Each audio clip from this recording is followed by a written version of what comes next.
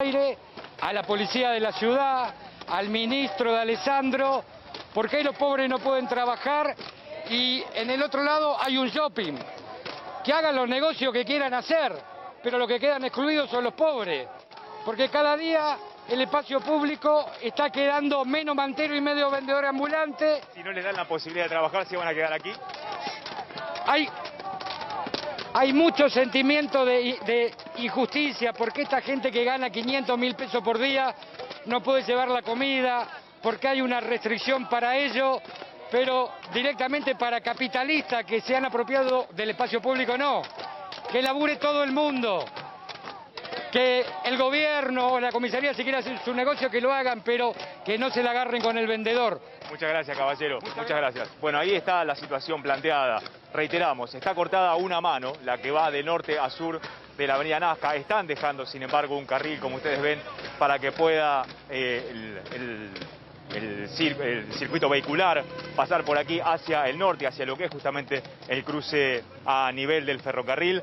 Pero de todas maneras han causado realmente ruido y mucha incomodidad en esta zona. Reiteramos entonces, son como ustedes ven muy pocos, son unos 20 manteros que han decidido aquí apostarse para protestar porque no los dejan estar de este lado de la avenida Nazca. Ellos dicen del otro lado del ferrocarril, sobre la calle Avellaneda y aún mismo en esta esquina hay justamente vendedores ambulantes también con sus mantas impuestos aquí. ¿Por qué ellos sí y por qué nosotros no? Bueno, de alguna manera la respuesta que se da es que sería un operativo gigantesco y en este día tan importante también para las ventas, 8 de diciembre, día feriado, en el que se moviliza el comercio legal, justamente, bien puesto aquí. Tal vez tampoco los comerciantes tengan mucho interés en que haya un mega operativo de seguridad como el que sería necesario para sacar justamente a todos los manteros que hay aquí. Reiteramos, si hacemos un paneo, fíjense, para este lado, hacia la derecha de la imagen, vamos a mostrar la avenida Nazca.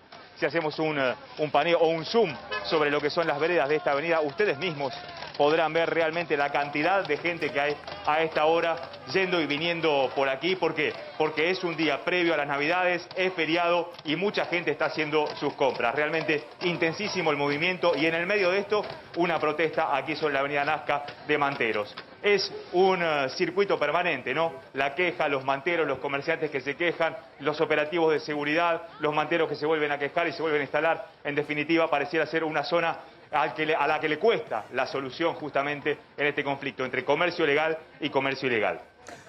Muchas gracias, Gabriel. ¿Cómo estás? Ya estamos cambiando el ritmo, ¿no? Con el programa de MMD, con Maxi Mediodía. Vamos hasta las 3 de la tarde. Mucha política, mucha economía y también lo que está pasando en la calle. Lo último, Gabriel, si me permitís, ¿hasta qué hora calculan que pueden llegar a durar las protestas? Como para que la gente que pretende circular por la zona pueda organizarse. Ustedes mismos lo están viendo ahora. En estos momentos ya están desarticulando la protesta, se están yendo por la senda peatonal, ya queda automáticamente liberada la avenida Nazca en ambas manos. Los manteros han dejado la protesta, estuvieron aquí por espacio de una hora y media aproximadamente, causando justamente muchas molestias al tránsito en esta zona. Fueron 2 carriles, dejaron uno libre. Ahora sí, la avenida Nazca queda absolutamente despejada y por suerte, sin incidentes mayores. Bien. Muchísimas gracias por la cobertura. Ahí estaba Gabriel Prosperi, entonces, desde Flores con una protesta de manteros. Ya nos metemos entonces en MMD, Maxi Mediodía. Hoy no está Maxi, pero ya mañana vuelve a reincorporarse con todos ustedes en una semana muy caliente, ¿no? En lo económico, en lo político, en lo social. Vamos a ir por partes, porque tenemos invitados de lujo en este mediodía de A24. En lo económico, atención porque se conoció el número de pobreza que bajó un poquito, pero sigue doliendo y muchísimo. 43,8 el índice de pobreza que publica la UCA, 65% de pobres en los más chiquitos, en los niños, un número que duele. Y en el medio de este índice que de alguna manera demuestra una situación económica de la Argentina, las negociaciones entre el ministro de Economía y su equipo con el Fondo Monetario Internacional. Ya nos va a estar contando Claudio Slotnick que está mandando también el presupuesto al Congreso de la Nación y lo va a presentar Martín Guzmán, también el plan plurianual que pretenden aprobar con la oposición para darle un cierre a esta negociación con el Fondo Monetario Internacional. Y en lo político, atención, porque semana clave también, acaban de asumir los nuevos legisladores, los nuevos diputados, precisamente en la Cámara Baja, y mañana asumen los senadores en una Cámara de Senadores, en una Cámara Alta que cambia su composición, ya no tendrá más mayoría el Frente de Todos, y en el medio de todos estos cambios también tensiones dentro de los espacios políticos por el tema de la elección de las autoridades, ¿no? Que de alguna manera marcan el rumbo dentro de cada espacio, tanto en el Senado como en diputados. Y como si fuese poco, preparativos para marchas, festejos y protestas. Durante el fin de semana, el viernes 10 de diciembre, ya está anunciado el gobierno con Alberto Fernández y Cristina Fernández de Kirchner como únicos oradores. Está preparando una marcha de apoyo a las políticas de este gobierno por la tarde. También vamos a estar ampliando esta información. Y como si fuese poco, algunos sectores que no están de acuerdo con el arreglo con el Fondo Monetario Internacional, que corren por izquierda al gobierno de Alberto Fernández, están preparando también una marcha para el próximo sábado. Esto va a ser el 11 de diciembre. Encima, además de todo lo económico y todo lo político, mucha expectativa con la palabra del muñeco Gallardo, que citó improvistamente una conferencia de prensa. Hoy 1:30, en un ratito nada más, en minutos, y estaremos con todo lo que ya acontezca desde el estadio que tantas emociones le ha causado a Claudio Zlotnik. Bien. Ahora sí, presento a los invitados. Gabriel Rubinstein, muchísimas gracias en este feriado por acompañarnos. ¿Cómo te va? Muy bien. Carlos Fara, muchas gracias. Y Claudio ya parte del mobiliario de este programa, al igual que yo. Bueno, arrancamos por lo económico, así vamos en orden. Decíamos, Gabriel, una pobreza que sigue altísima, un gobierno que está tratando de cerrar una negociación y una economía que está expectante de todo lo que pueda suceder en materia de decisiones de política económica del gobierno, o una economía que ya adelantó lo que pueda llegar a pasar a partir del año que viene. Sí, bueno, yo creo que hay, digamos, el acuerdo con el fondo es algo importante, especialmente después de que se firme, sí, para ver si se cumple. Es como una especie de que de afuera nos ordenan un poquito, como diciendo, ustedes son unos desordenados, digamos, crónicos, a ver si se ordenan aunque sea un poco. Hay una idea muy equivocada en la dirigencia argentina, y no solo del gobierno, de que el ajuste fiscal, cuanto más ajuste fiscal, más recesión vas a tener. Como si fuera, si es una cosa, es en contra de la otra. Incluso en la oposición a veces hay una idea de que el ajuste es necesario porque es necesario el sacrificio, pero después vendrá la recompensa. Y en realidad, para mí eso revela una gran ignorancia de que Argentina ya hizo un ajuste, porque nadie nos presta del exterior, y se trata de repartir las cargas. Cuando no se quiere, suponete, subir impuestos porque Argentina ya tiene enorme cantidad de impuestos, o no se puede bajar gastos porque dicen entonces se afecta a los jubilados o se afecta a tal o cual, se está diciendo que se quiere seguir cobrando un altísimo impuesto inflacionario, pero no lo explicitan, no lo explicitan. Entonces, si la discusión fuera más honesta o menos ignorante, se puede decir, habría sido, bueno, che, ¿qué hacemos? ¿Subimos impuestos o no? ¿Bajamos gasto o no? ¿O sí? Bueno, entonces digamos a la población que queremos seguir cobrando 50% de impuesto inflacionario porque no nos ponemos de acuerdo en cómo repartir las cargas. Claro. Esa discusión no se da y no tiene nada que ver con la recesión. Porque es lo mismo que vos dijeras, si se baja el IVA y aumenta el impuesto a las ganancias, ¿es recesivo? No sabemos, porque son efectos microeconómicos.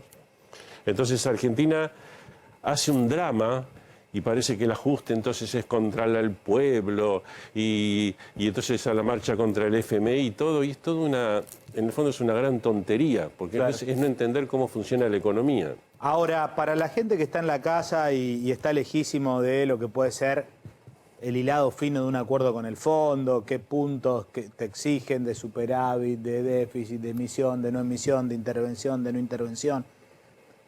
¿Cuánto puede cambiar la salud de la economía argentina el cerrar un acuerdo con una oposición que acompañe, llevando tranquilidad, dando alguna mínima señal, versus un escenario donde no se terminen de poner de acuerdo respecto a lo que pretende el fondo, lo que pretende la Argentina, un escenario de conflictividad en la negociación.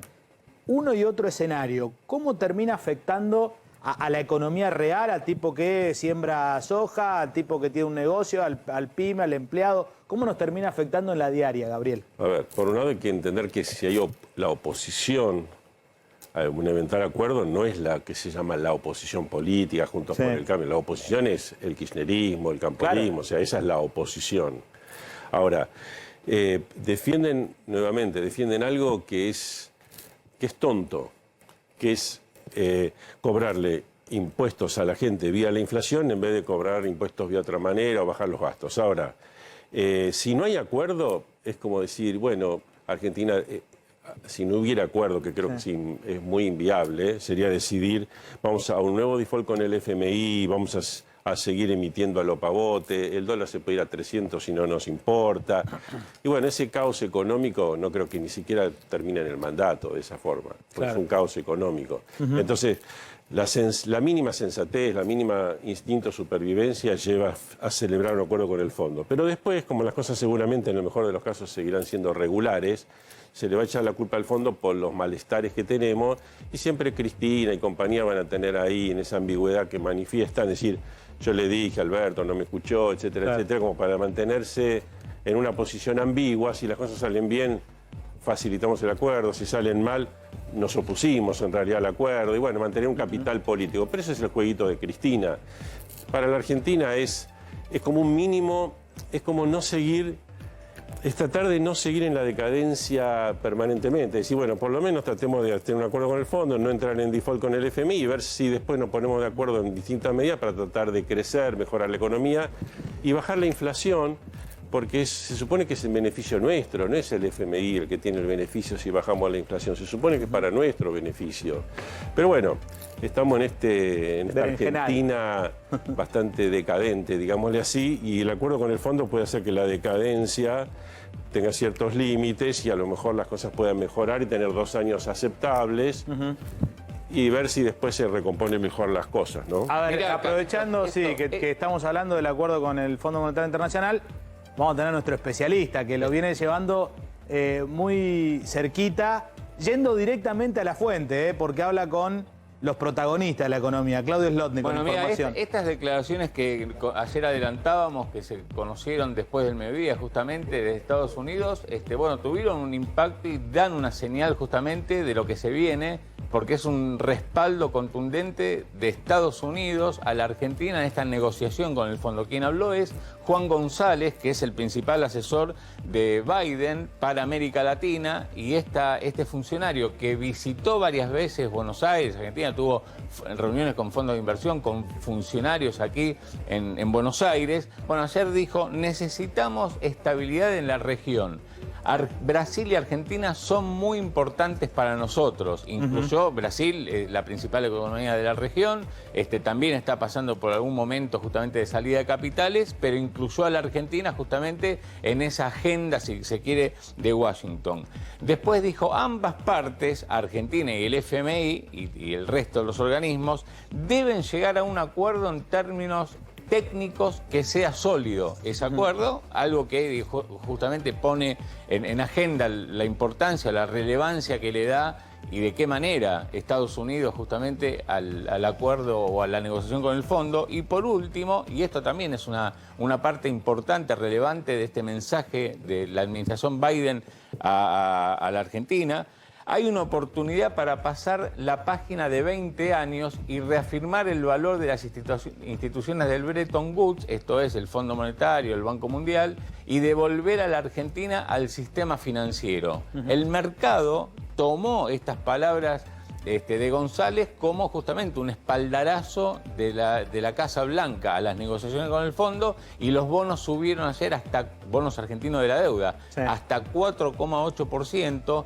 tienen una mejora, acumula una mejora del 18% en una semana. Claro, vienen desde el quinto subsuelo, pero podrían y eventualmente pueden seguir bajando. Claro. Pero no, tuvieron una recuperación de hasta 18%. En la mañana de hoy tienen prácticamente precios que van subas, no en esta magnitud, sino de entre 0,1 a 0,5%, pero da una idea justamente de que este mensaje de Washington es interpretado como un respaldo, porque es muy importante la votación. La votación en el fondo, Estados Unidos es el que más peso tiene. Y bueno, esto habla de que llegado el momento, en algunas semanas, el fondo termina aprobando con el respaldo de Estados Unidos el acuerdo que están negociando ahora la gente de Guzmán y de Pella allí en Washington. Perfecto, impecable, Claudio, como siempre. Conecto con la pata política y presento nuevamente a Carlos Fara.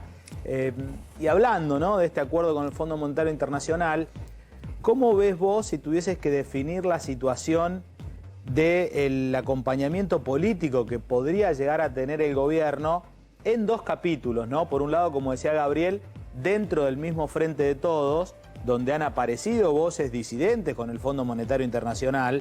Cristina corrigió un poquito en el último tiempo, pero dijo, el presidente es Alberto Fernández, la lapicera la tiene Alberto Fernández, como queriendo, por ahí desde el punto de vista político, correrse de la responsabilidad de un acuerdo con lo negativo que puede implicar. Y ni hablar de otras vertientes, como por ejemplo Vudú, que salió ahora bueno, muchas vertientes dentro de la cámpora también, que no están de acuerdo con ir a un acuerdo un poco más sensato. Y después el rol de la oposición real, que es la oposición que tiene muchos diputados y senadores, que Juntos por el Cambio, si podría llegar a acompañar después de pasada la contienda electoral, o el gobierno tendrá que arreglarse buscando votos de los partidos provinciales. ¿Cómo la ves, Carlos? Mira, primero, creo que hay que separar, digamos, un poco las declaraciones públicas de las realidades, reales, ¿no? Claro. Y yo creo es que como el Tero, cantan en un lado y ponen el huevo en otro. Totalmente. Yo creo que en ese sentido, digamos, creo que va a haber acompañamiento con desagrado de algunos segmentos más radicalizados, pero va a haber acompañamiento, ¿no?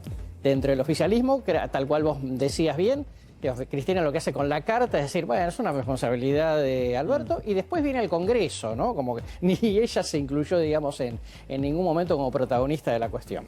Lo cierto, digamos, es que todos saben, digamos, que tienen que ir al Fondo Monetario, ¿no? Con más o menos agrado, y eso tarde o temprano, digamos, va a terminar saliendo. O sea que yo te diría, no veo como tanto lío, más allá de, insisto, que creo que hay que dejar de lado los fuegos artificiales, sí, ¿no?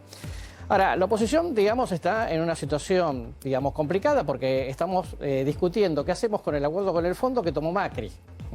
Y por lo tanto, digamos, no pueden correrse de eso, sumado, digamos, a que hay muchos economistas dentro de la oposición que dicen, bueno, en realidad hay que hacer un ordenamiento macroeconómico, con lo cual, digamos, están como muy encerrados en eso, ¿no? Ahora, la oposición, al igual que el Frente de Todos, donde no tiene un criterio sumamente definido respecto a qué hacer con el fondo, la oposición tampoco tiene un criterio sumamente definido, porque algunos dicen, no, yo no acompaño nada, que se arreglen ellos, le quedan 2 años, arreglate Catalina, te votaron, ganaste la elección, es responsabilidad tuya. Y otros dicen, bueno, acompañemos a que se estabilice un poco todo, pero no pareciese dentro de la oposición, a ver, en principio, porque también te corren con la vaina diciéndote, bueno, no sé de qué se trata el acuerdo, mostrame de qué estamos hablando y después nos ponemos a hilar más fino. Pero a priori, ¿no crees también que tampoco hay un criterio común dentro de la... Y no te digo toda la oposición, dentro de Juntos por el Cambio? Sí, totalmente. Sí, de hecho, digamos, Carrió dice, mira, por responsabilidad institucional y política nosotros tenemos que acompañar esto. Sí. Guste o no nos guste.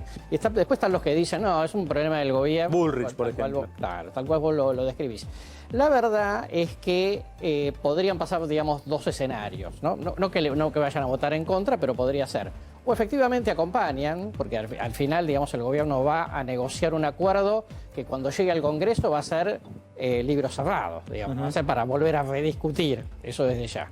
Y la otra cuestión es que pudiesen eventualmente decir, bueno, mira, nosotros damos el quórum, nos abstenemos y se aprueba, pero no porque nosotros lo votemos, sino porque se da quórum. Claro. Cosa que en realidad, digamos, el Fondo Monetario lo que le pidió al gobierno argentino, y por eso la ley Guzmán de que pase por el Congreso, es precisamente que haya acuerdo amplio, claro, que el acuerdo trasciende al gobierno de Alberto, ¿no? Inclusive al próximo presidente, sea quien sea.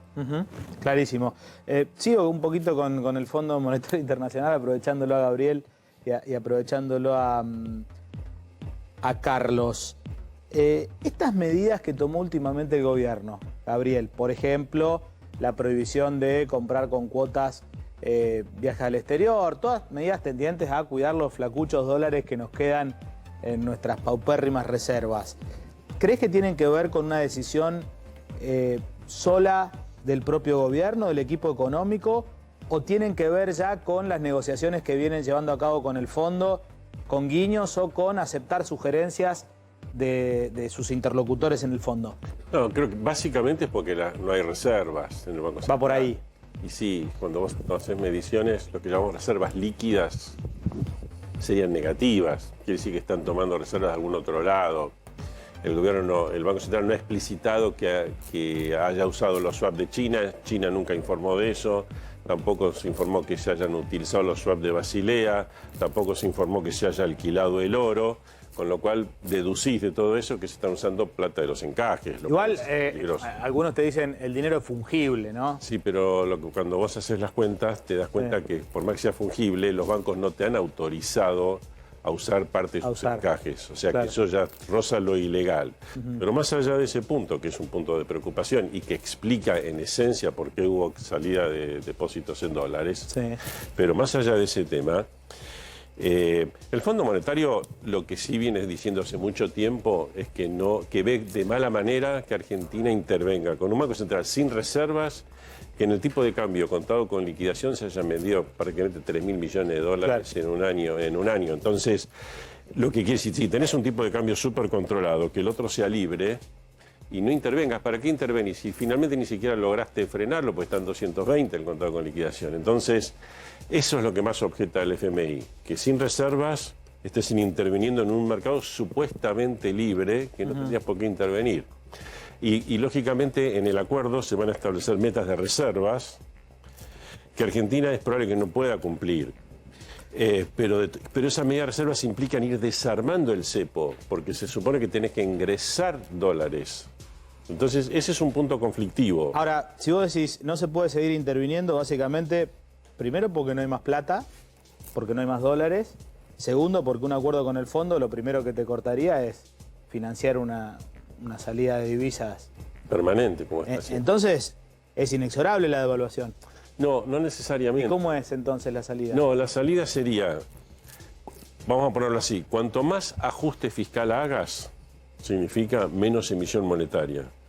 Cuanto menos emisión monetaria, menos combustible para el contado con liquidación. Si vos te fijás, van de la mano. La emisión monetaria y el contado con liquidación van de la mano. Entonces vos podrías, en un acuerdo con el fondo, lógico, pensar que va a haber menos emisión monetaria, va a haber menos combustible para el contado con liquidación, menos pesos para que la gente ahorre en dólares libres, y por lo tanto el contado con liquidación podrá subir por ahí 20%, pero la devaluación por ahí es del 40% del oficial, y vas bajando la brecha de una manera gradual. Esa es la estrategia del gobierno, bajar la brecha en forma gradual. Y si no lo logras, seguramente el fondo de una u otra manera, sea por compromisos escritos o compromisos verbales con Alberto Fernández y Guzmán, digan, bueno, está bien, aceptamos la estrategia gradual, pero si falla, van a un maxi devaluación.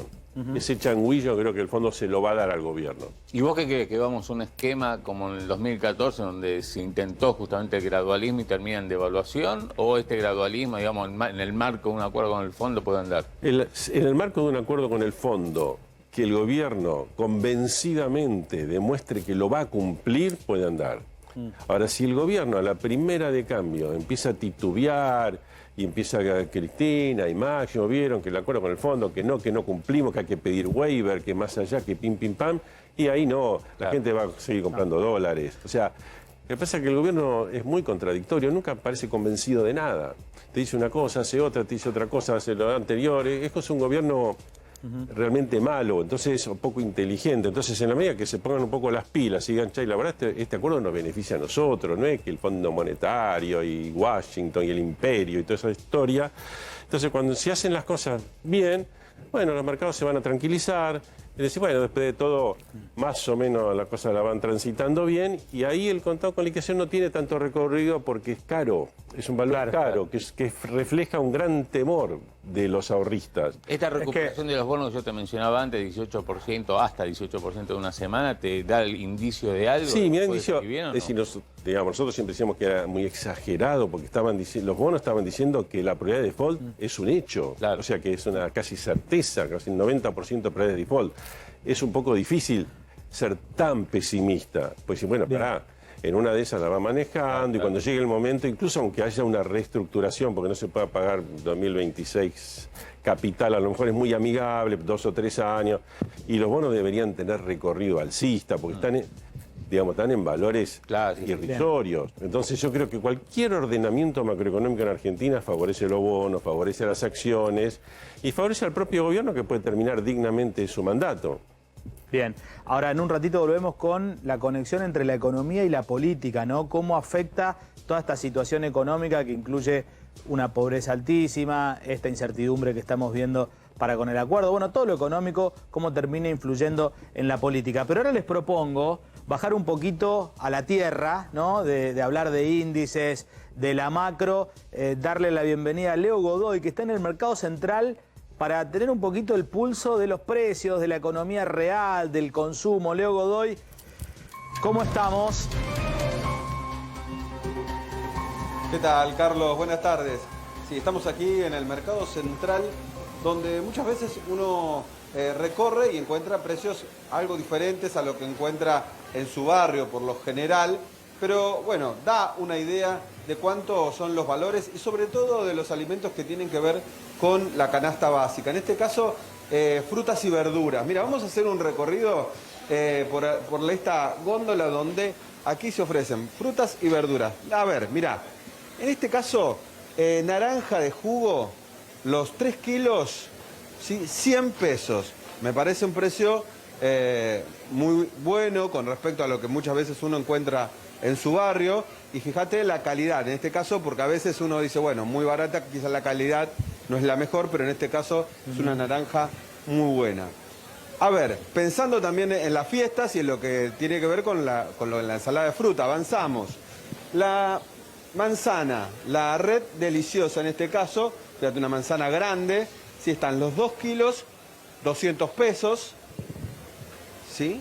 Fíjate, una manzana también importante. Y manzana verde, que a algunos les gusta agregarle tal vez a las ensaladas. La manzana Smith, en este caso también 2 kilos 200.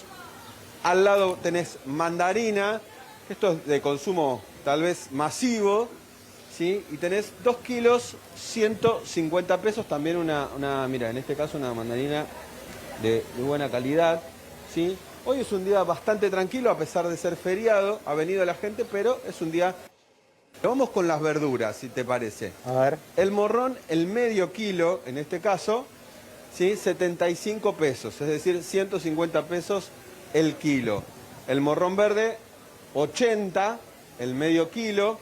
Bueno, la berenjena, que es algo que se consume bastante en este tiempo, tanto en escabeches como en milanesas. Bueno, aquí fíjate que también la berenjena, 150 pesos el kilo. Sí, otro muy buen precio. El limón, ¿sí? Aquí vas a ver 3 kilos, 120. Y vamos llegando ya a, mirá, al zapallito, sí, que también es algo que se consume bastante en esta época, es una verdura de estación, 2 kilos, 100 pesos. Y lo que muchos utilizamos en las ensaladas. Sí.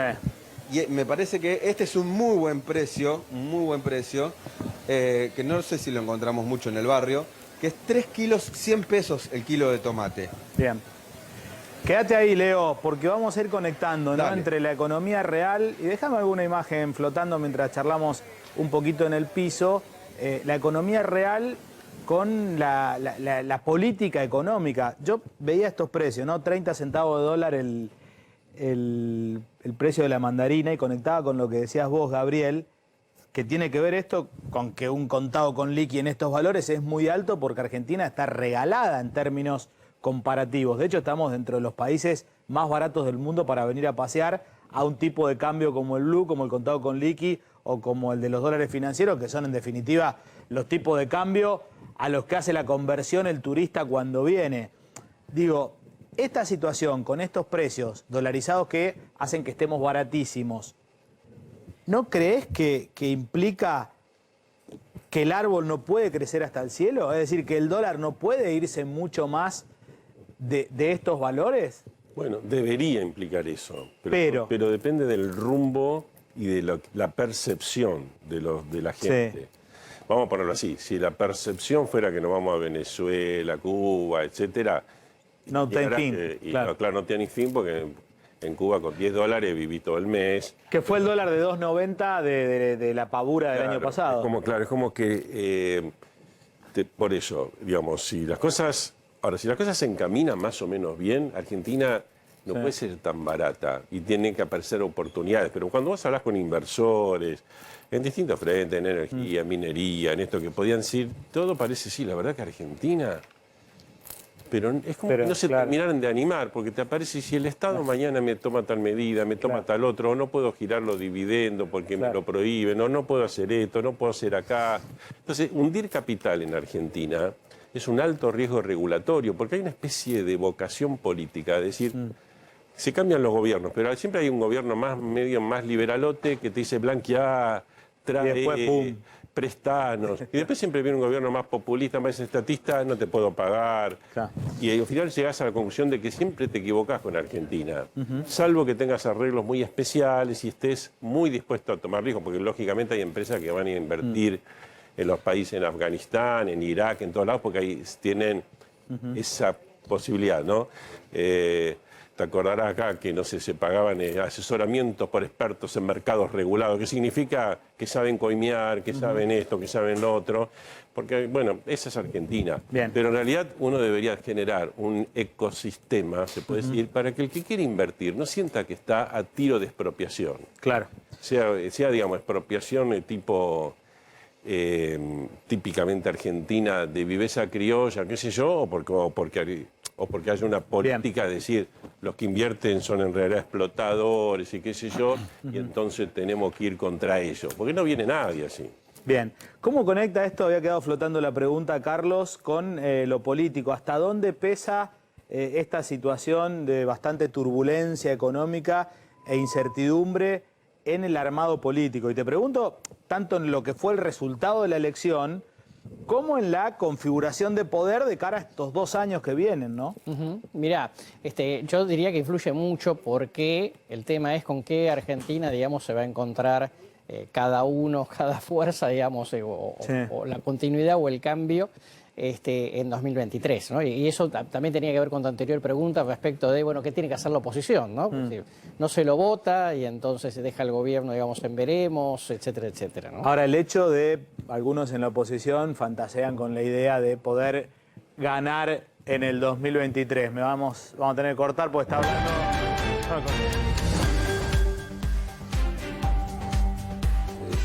Bienvenidos. Bueno, vamos a hacer hemos logrado la conferencia. Algo que calla para siempre otras cosas. Aunque nos quieran hacer la broma, se acabó la broma. Se acabó. Marcelo, sí.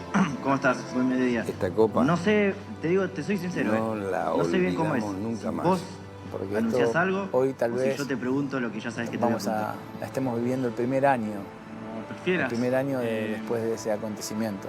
Me es más cómodo pero si lo me que lo va a durar que va a ser... decirlo, pero bueno, no tenemos tengo idea, muchas cosas no para nos decir, imaginamos hoy... Voy a contestar algunas preguntas para no redondear siempre en lo mismo, pero bueno, arranquemos. Bueno, dale. Como fue toda la mañana, te tengo que preguntar si esta conferencia de prensa es justamente para anunciar tu continuidad o anunciar algo en base a tu futuro.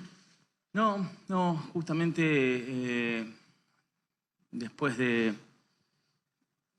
unos días de reflexión, que fue difícil porque en general como que no pude cortar tampoco, la dinámica del día a día te lleva a no poder aislarte, pero que tiene que ver con algo que sentí.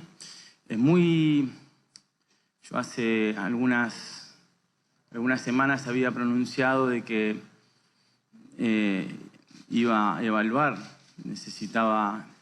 llegaba al final de mi contrato después de 7 años y medio y era indispensable para mí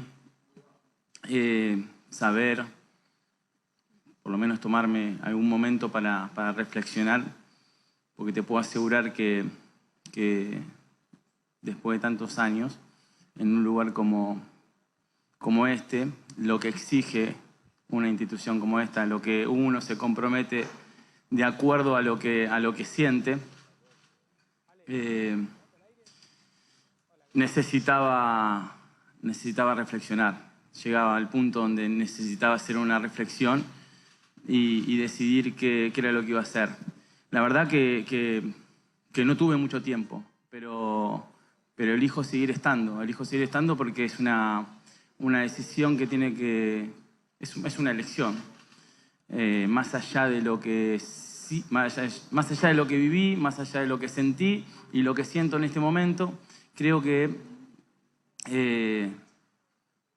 vale la pena. Merezco seguir estando por lo menos un año más y tomarme la posibilidad de sí después del fin de semana que viene, que es el día 18 después del partido con Colón, descansar un poco y regenerar pilas para volver a encarar un año que creo yo que sí va a ser un año con muchísima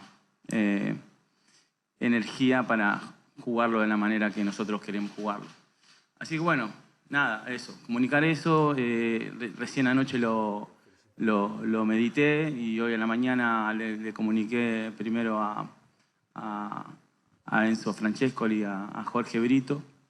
Se lo comuniqué al plantel, a mi cuerpo técnico, y por eso decidí comunicarlo hoy. No quería que pase más tiempo porque realmente ya lo había reflexionado, lo había meditado anoche y hoy necesitaba comunicarlo y no generar ningún tipo de expectativa mayor a lo que ya sabía que había decidido.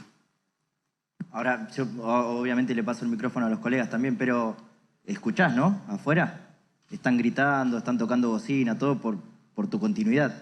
No sé qué es lo que te genera o si sos consciente de toda la expectativa que había en base a tu decisión. Sí, bueno, pero no quería... Primero, yo entiendo que uno no puede conformar a todos, ni tampoco me gusta generar esa expectativa porque realmente necesitaba tomarme algún momento, ¿no? Y no quería que se despierte todo lo que se despertó. No quería estar que la gente se genere incertidumbre. No quería que atravesar por ese momento de angustia, ¿no? Del sentimiento del hincha. Pero bueno, lo que está claro es que yo no tengo palabras no tengo muchas palabras de agradecimiento a todo el afecto que el hincha me brinda, a todo ese cariño, que es la manera que creo yo, que es la manera de sentir, devolviéndole ese afecto y ese amor, siguiendo renovando mis energías y tratando de seguir al frente de esta gestión deportiva, que es la que realmente me hace feliz. Hola Marcelo, estamos en vivo para TIC Sports. ¿Cuál de todas las muestras de cariño en un momento te movilizaron más? Porque lógicamente que la gente, el Monumental, 80.000 personas todo el tiempo pidiendo por vos, imagino que es muy fuerte, y no sé si decirte que ya estás acostumbrado, pero ya sabés lo que es el hincha de River. Ahora, el plantel, tus jugadores, en medio de una fiesta privada, que también aclamen por tu continuidad, que Armani públicamente como capitán haya dicho ojalá que se quede muchos años más, que Zuculini, que quizás no jugó tanto tiempo, también diga ojalá por el hincha de River que se quede muchos años más. ¿Cuál de todas esas muestras de afecto te movilizaron más? Bueno, decirme que no me moviliza o nada me movilizó es mentir. Claramente cada momento, cada demostración de afecto, cada demostración de valor tuvo un significado muy grande para mí. Tampoco estaba en la búsqueda de eso.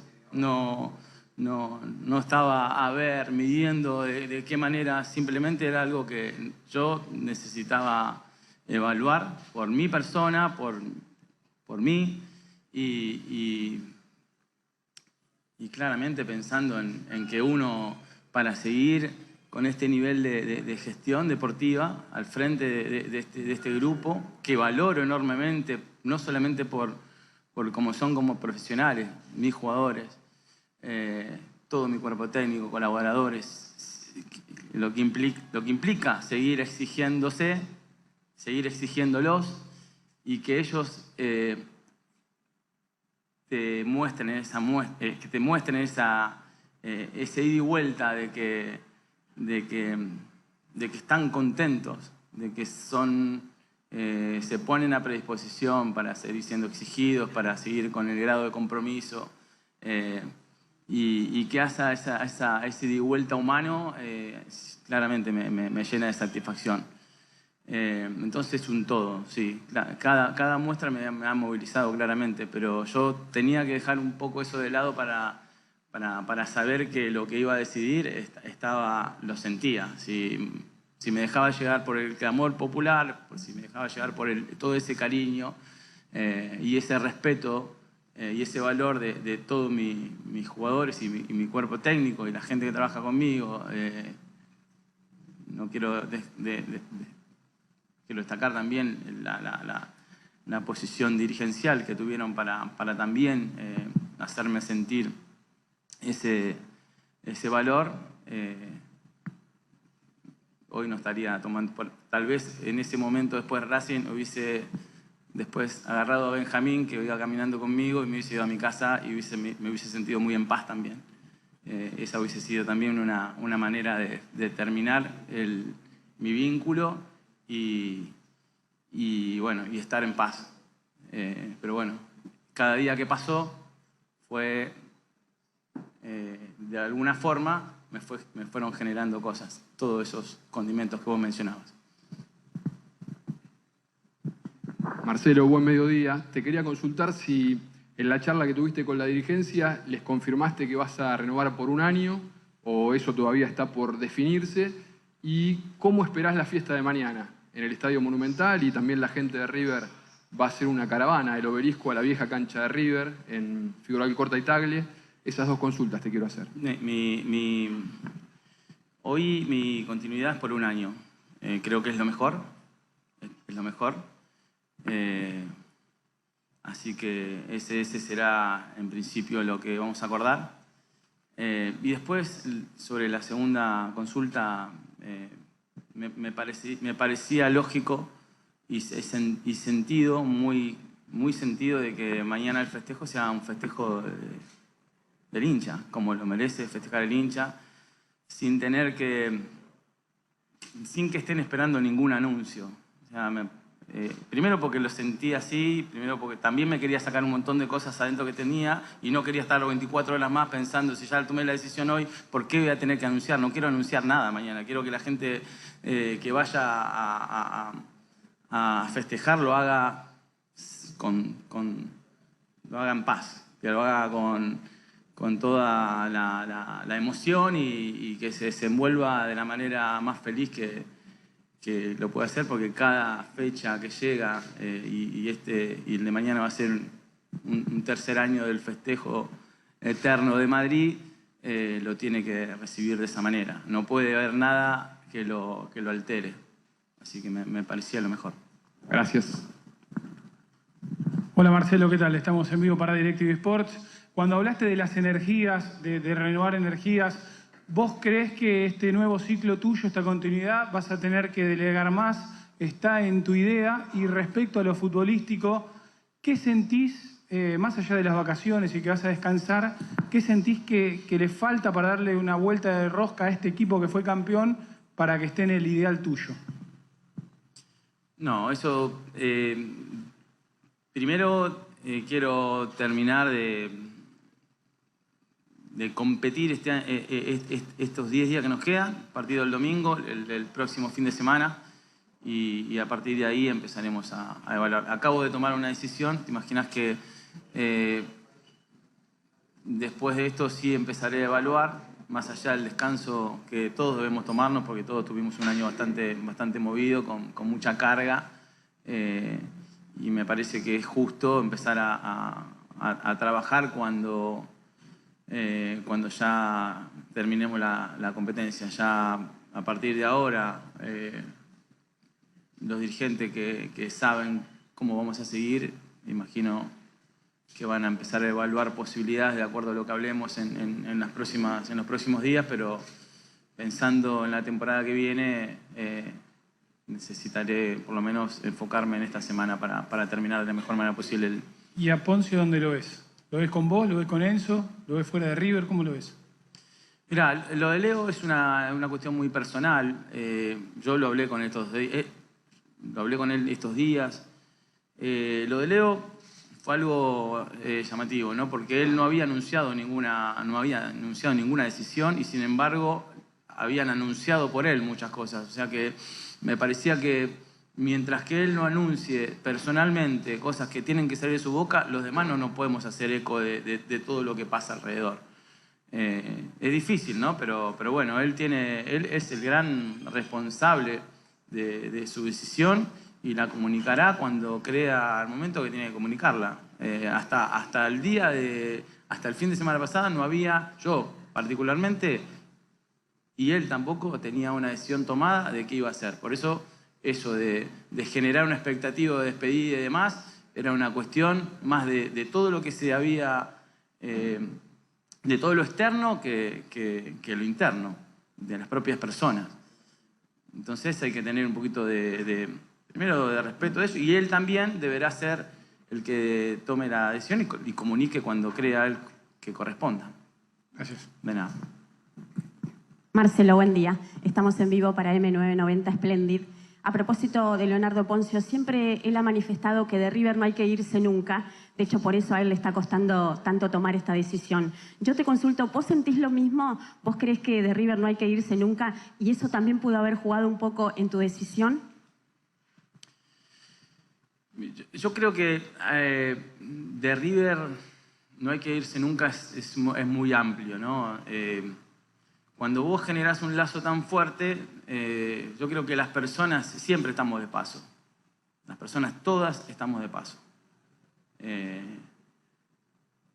Sí hay momentos en que depende de vos y hay momentos en que no depende de vos. Entonces, mientras yo, hablo por mí, mientras yo tenga la posibilidad de elegir, como fue en esta oportunidad, gracias a Dios tengo la posibilidad de elegir, yo elijo seguir estando, yo elijo seguir perteneciendo. Esa es mi posibilidad, ¿no? Y si lo elijo es porque realmente lo siento. No elegiría algo que no siento hacer o no siento deseo de estar. Entonces, eso creo que es muy, muy, muy claro, muy puntual. Después las personas siempre estamos de paso, quedan las instituciones, que es lo que se debe defender más allá de las personas. Y hoy representamos a un club que tiene muchísimo prestigio y que las personas que hoy tenemos ese vínculo, más allá de que el día de mañana podrá generarse eso de haber hecho o haber generado algo para que el club sea más prestigioso o esté en un lugar de mayor consideración, eso es algo que va a quedar para toda la vida, pero que no por eso te vas a perpetuar. Yo no sentiría quedarme en un lugar solamente por haber logrado lo que logramos o por haber hecho algo. No, o sea, siento que hoy me tengo que dar por una cuestión de elección y deseo de estar. Y después, bueno, nunca se sabe, ¿no? Pero la vida te va poniendo a prueba todo el tiempo. Y esta para mí fue una prueba importante porque créanme que tenía, después del partido de Racing, en el cual había mucha emoción, y después llegando a mi etapa final contractual, que nunca evalué otras posibilidades. Mientras tuve contrato con River, jamás evalué oportunidades. Sí, me han llegado propuestas que no he escuchado, que he tratado de agradecer las posibilidades, pero me parecía que tenía mucho valor para mí terminar un vínculo contractual, llegar hasta el final como me había comprometido y a partir de ahí sí sentirme liberado y poder tomar la decisión que quisiera. Si quería descansar, iba a descansar. Si quería seguir vinculado profesionalmente, iba a escuchar posibilidades. Pero ni siquiera llegué a pensar en eso. O sea, por eso ayer cuando lo decidí y elegí seguir estando, lo sentí y lo estoy comunicando ahora. No hay nada más que eso. O sea, me conocen bastante como para creer que esto fue evaluado demasiado. No, fue evaluado lo justo y necesario y ayer terminé de hacer el clic y hoy lo estoy anunciando sin más que eso. Gracias. De nada. Buen mediodía, Marcelo, Gianluca Saraceni. Estamos en vivo para los más grandes Radio Cooperativa. ¿Cuál fue ese clic? ¿Qué hizo el clic para que te quedaras del que hablabas recién? Bien, ahí estaba. El muñeco Gallardo finalmente se queda un año más. Diego de Nicolás está en el lugar de los hechos. Alejandra Vera festeja acá que el muñeco se queda. Diego, ¿estás ahí? Sí, ¿cómo te va, Carlos? Buen día. Claro, Gallardo convocó a esta conferencia de prensa un poco en medio del misterio porque fue un poco sorpresivo, fue prácticamente sobre la hora y finalmente hizo el anuncio. Se queda en River por un año más, así lo ha decidido y quiso comunicarlo antes que nada, ¿no? Le comunicó primero al presidente de la institución, a los jugadores y bueno, y ahora lo anuncia públicamente. Bien, muchísimas gracias. Ahí estaba Diego de Nicolás desde el lugar de los hechos. Nosotros volvemos, pegamos un volantazo y volvemos a los temas de política y economía. Acaba de llegar a nuestro estudio la señorita Miriam Bregman, que es diputada nacional electa, acaba de asumir ayer en una jura muy particular por el Frente de Izquierda. Y voy conectando porque todo tiene que ver con todo. Y antes de tu llegada, Miriam, estábamos conversando con Carlos Fara, con Gabriel Rubinstein y con Claudio Slotnick respecto a cómo toda la discusión económica, qué se hace con el fondo, qué no se hace con el fondo y la situación económica también de la Argentina termina afectando a los espacios políticos, Carlos. Sí, lo que decíamos era que sí los termina afectando, obviamente, porque les marca una agenda, los obliga, digamos, a discutir sobre cosas que son perentorias, digamos, para la Argentina, sobre los cuales, digamos, sabemos que el acuerdo con el fondo va a llegar al Congreso, digamos, por eso Guzmán en su momento mandó una ley precisamente para que se trate en el Congreso, lo dijo Cristina la semana pasada con la carta. Entonces eso, digamos, más allá de la necesidad del gobierno, la obliga a la oposición particularmente, digamos, a tener que tomar una acción frente a esto, sobre todo sobre un tema, digamos, que en realidad se hereda del gobierno de Macri, que es el acuerdo con el fondo, y sobre una oposición, digamos, que también mirando a 2023, más allá de que no quiera comprometerse mucho públicamente, de todas maneras le conviene que la situación llegue relativamente ordenada, porque con un incendio mucho sentido no tiene, ¿no? Claro, ahí, bueno, es lógico, ¿no? A medida que más te vas acercando al poder, más sensato te vas haciendo, y por eso esto que parecía una locura, que la oposición, que Juntos por el Cambio acompañe un acuerdo, siendo que pueden llegar a verse potencialmente en el poder a partir del 2023, dicen, bueno, ojo, porque esto también nos va a terminar beneficiando a nosotros. Ahora, más allá de mucho acuerdo dentro de diferentes sectores de la política, lo que decías vos, Gabriel Rubinstein, respecto a que un no acuerdo con el Fondo Monetario Internacional es un escenario de caos para la Argentina, ¿verdad? Un no acuerdo, corregime, es un escenario de caos para la Argentina. Hay otros espacios políticos con una opinión válida, por cierto, de hecho elegidos por la gente, como el de Miriam Bregman. Te saludo, Miriam, ¿cómo estás? ¿Qué tal? Que consideran, y corregime si me equivoco para terminar de entender cómo estamos pensando todos en esta querida Argentina, que un acuerdo con el Fondo Monetario Internacional no ayudaría a que estemos mejor. ¿Qué pensás vos? Mira, primero déjame decir una cosita por lo que decía él. Nosotros fuimos claros en la campaña. Fuimos la única alianza política que dijo claramente qué opinaba del acuerdo con el fondo, qué opinaba del problema económico, qué opinaba del presupuesto. Y conquistamos el tercer lugar como una tercera fuerza nacional, además de las dos grandes coaliciones mayoritarias que evitaron bastante hablar de esto. Yo me acuerdo al comienzo de la campaña, íbamos a los programas de televisión, empezábamos a hablar del Fondo Monetario y nos decían, uy, la izquierda de nuevo con el fondo. Sí. Bueno, se comprobó que es la discusión central que tiene la economía y por eso Alberto Fernández, cuando todavía no se habían cerrado las urnas, ya estaba mandando un mensaje hablando del tema del fondo. Entonces la izquierda llega al Congreso con un mandato claro que, como bien decís vos, es desconocer el acuerdo con el fondo y cuestionarlo. Pero la pregunta me parece que es al revés. Aquellos que propician el acuerdo con el fondo, cuando dicen que no hay alternativa, que si no arreglás con el fondo viene el caos, nos tienen que decir por qué esta vez el acuerdo con el fondo va a dar un resultado diferente. Porque desde Alfonsín para acá, todos los acuerdos que se hicieron con el Fondo Monetario terminaron verdaderamente en un caos, en una crisis social enorme y en una crisis económica enorme. Entonces me parece que tiene que haber una demostración de lo contrario, porque volver a elegir el mismo sendero te llevaría a resultados diferentes. Acordate que Alfonsín asumió coqueteando con la idea de un club de deudores, había estado la crisis de la deuda en México, hablando con Perú. Fue aceptando, por distintos motivos, fue aceptando los planes que le iba imponiendo el Fondo Monetario, le reconoció toda la deuda que se exigía, incluso con un mecanismo muy cuestionable, que es preguntarle a los bancos cuánto se debía, no diciendo el Estado, no se investigó, y se llegó a una crisis enorme en el 89, y así, en forma cíclica, en aproximadamente cada 10 años, la Argentina entra en eso. Ahora, es gravísimo, porque el presupuesto que el lunes se empieza a discutir, tenemos reunión este lunes, 13... se discute primero en Estados Unidos, después llega al Congreso. O sea, ya empezó el sometimiento al fondo, no es que es una cuestión de futuro. A ver, es interesantísimo este debate cuando se puede dar en forma civilizada, exponiendo ideas, ¿no? E invitando, no cerrándose a lo que piensa el otro.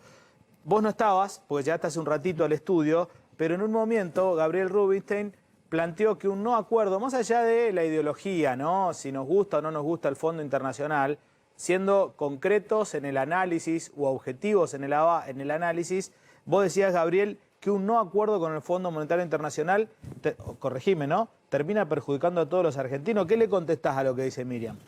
Lo primero que le diría a Miriam es felicitarte por la elección. Bueno, muchas gracias. También felicitarte por la manera que encaraste la discusión con Javier Milei. Yo económicamente pienso que Javier Milei es muy sólido y seguramente tengo mucha afinidad con él en muchas cosas de la economía. Pero cuando él toma las actitudes que tomó y en un momento llegó a decir estos zurdos de mierda y cosas por el estilo, creo que realmente tomó una actitud terrible, muy mala, porque yo valoro mucho y pienso que ustedes son una izquierda honesta, que no son una izquierda corrupta. Pienso que, por ejemplo, mucha gente en la campo era medio de izquierda, pero en general avalan muchísimo la corrupción. Y yo creo que Argentina necesita una fuerza de izquierda, como la de ustedes, que hace bien eso a la República. Dicho todo esto, y de vuelta felicitándote, creo que para mí están muy equivocados en la manera que ustedes piensan la economía y los problemas con el fondo, y etcétera, etcétera. El fondo en este momento es un acreedor con el que si no arreglas te va a decir, bueno, estás en default. Y el fondo no es tampoco un acreedor más. Es como diciendo vos, como país, decís, yo no respeto las normas del mundo, no me importa nada, y me voy aislando cada vez más. Ahora, ¿por qué sería un poco caótico no acordar? Porque la gente en Argentina, que sigue estando, llamémosle, tiene sus propiedades, tiene sus ahorros, no estamos en un sistema estalinista o en un sistema colectivista o soviético. La gente sigue, la propiedad privada existe en Argentina, entonces la gente va a decir, esto es un desastre, entonces yo voy a comprar dólares. Entonces, cuando voy a comprar dólares, el dólar se va a ir a 300. No coincido. La situación se va a complicar muchísimo y todo va a caotizarse más. Porque vos no puedes estar en la media de decir, bueno, rompo con el fondo, pero sigue todo igual, estamos todo bien. No es mi postura, si me permiten responder. Sí, claro. Mira, en el 2001, para ir a una crisis concreta de deuda, lo que expropiaron a los sectores medios de los trabajadores fueron los bancos.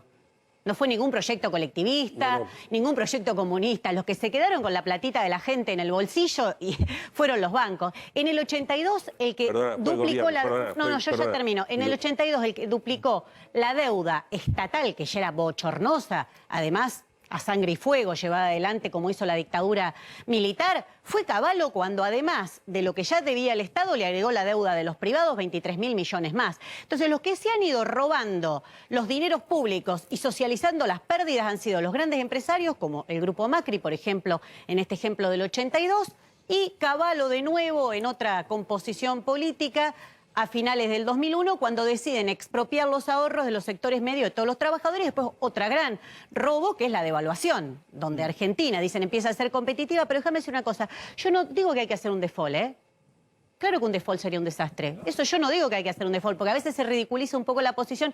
Ustedes proponen un default. Yo lo que digo que existen los mecanismos basados, obviamente, en una enorme movilización de masas. No hay manera de discutir con estos sectores de poder si no movilizás al pueblo trabajador, de desconocer la deuda. Para empezar, la deuda es ilegal. Entonces vos tenés elementos.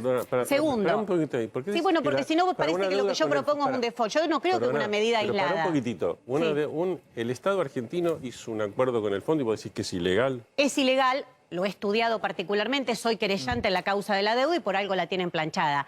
El acuerdo es ilegal. Primero, no pasó por el Congreso y cumple lo que en derecho internacional es la doctrina de deuda odiosa, que lo ha aplicado desde México hasta Estados Unidos. Pero a ver, supongamos que vos crees... pero supongamos que... Es ilegal porque Estados Unidos es una doctrina que Estados Unidos aplicó en Irak. Entonces, si Estados Unidos la aplica en Irak, también se la podemos aplicar nosotros a ellos, que es la doctrina de deuda odiosa. Te la digo sencillo porque es ilegal. Porque el que presta también presta a sabiendas de que el destino no va a ser un destino público que beneficie. Pero suponiendo que es ilegal, vamos a suponer para no entrar... No, es ilegal. Bueno, suponiendo, para él no, para vos sí. Suponiendo. Según la legislación argentina es ilegal. Que determinas que es ilegal, es el mundo que determina que es ilegal. Pero para no quedarnos en esta, perdóname, Miriam. No es un banco, no es un acreedor. El FMI es un organismo netamente político donde cobrar los dólares le interesa en una segunda instancia. Lo primero que le interesa es la dominación política. Pero para no quedarnos... No solo la economía, sino la política externa. Para no quedarnos en esta discusión, si es legal o es ilegal, ¿vos no creés que tiene consecuencias negativas? Olvídate de la ideología, de izquierda, de derecha, si sos anticapitalista, no anticapitalista, analizando con sensatez. ¿No crees que tiene consecuencias muy negativas un no acuerdo? Porque se te corta el financiamiento en el mundo, porque hoy pasas no tenemos a ser... financiamiento en el mundo, o sea, es difícil que se te corte algo que no siempre tenés. se puede estar peor, digamos. Los bonos que cotizan afuera, la falta de confianza para que las inversiones vengan, porque en definitiva, sin inversiones, sin aumento de riqueza... Pero es el cuento de Macri. Lo que pasa es que vos arrancás... Se iba a someter, se iba a arrastrar frente a los poderes internacionales, Miriam, las inversiones iban a venir. Vos arrancás, a ver si estoy equivocado, cuando te escuché ayer en la ceremonia asumir como diputada nacional electa, dijiste que por el anticapitalismo. Sí, no, por terminar con este sistema, algo así. Por terminar con el capitalismo. Sí. Textuales palabras. Sí. Bueno, cuando vos ya te parás en un lugar donde decís que el capitalismo no es el sistema que querés para vivir, claro, y es muy difícil después mantener un debate, porque es como que uno habla jeringoso y el otro habla hebreo. Es un diálogo de sordo cuando vos no estás ni siquiera de acuerdo en el sistema en el que querés vivir. No es de acuerdo. No es para entender, para entender. Yo digo claramente y no oculto porque es perspectiva peleo y porque considero, además con la pandemia se mostró lo terrible, irracional que es este sistema, donde fíjate ahora estamos padeciendo una nueva cepa que recorre el mundo. ¿Por qué motivo? Prácticamente porque hay continentes sin vacunar, mientras otros no saben qué hacer con las vacunas. Te pongo un ejemplo muy chiquito. Yo peleo por otro sistema 1000 veces más democrático que esto, pero estamos en el punto de la deuda. Yo primero te dije, volver a recorrer el camino del fondo ya lo vimos y como mínimo significa que por 10 años Argentina entra en el infierno del Fondo Monetario. No significa que entra en un lugar de estabilización, donde vamos a crecer y donde el fondo de golpe se convierte en el hada madrina que te toca con la varita mágica y te deja crecer y después te empieza a cobrar.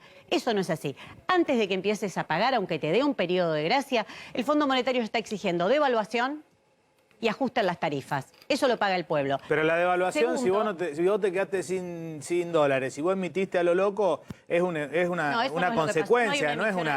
Te lleva puesto el mercado. No hay una emisión a lo loco. Es un fenómeno monetario, Si querés, después discutimos la emisión, pero no repitamos cosas que no son ciertas. No hay una emisión a lo loco. Este año es mentira. No hay una emisión a lo loco. No la hay, está por debajo de la inflación. En términos reales no. No, en términos reales no, porque está por debajo de la inflación. Está la mitad que el año pasado. Exactamente. Gracias. Veníamos de 2 billones de pesos el año pasado. Es así, no hay una emisión a lo loco. No, señor. Está por debajo de la inflación, reconózcanme una, es así.